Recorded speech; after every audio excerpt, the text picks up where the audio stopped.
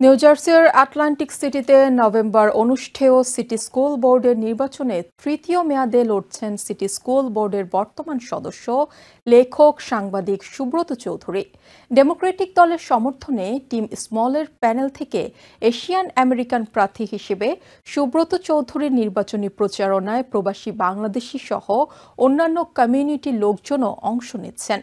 সুব্রত চৌধুরী সাংবাদিকতার পাশাপাশি ছড়া, গল্প লিখে থাকেন। অনুবাদক হিসেবেও তার খ্যাতি আছে। আবৃত্তি শিল্পী হিসেবে প্রবাসের সাংস্কৃতিক কর্মকাণ্ডে তার অবাধ বিচরণ রয়েছে।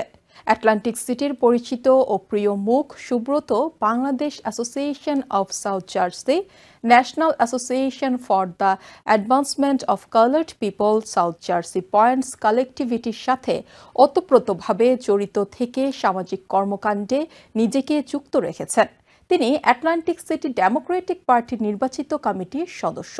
Subrata Chowdhury Atlantic city free public library trustee বোর্ডের সদস্য ও আটলান্টিক কাউন্টির সাংস্কৃতিক ও ঐতিহ্য বিষয়ক পরামর্শক পর্ষদের সদস্য পদে তৃতীয় মেয়াদে দায়িত্ব পালন করছেন।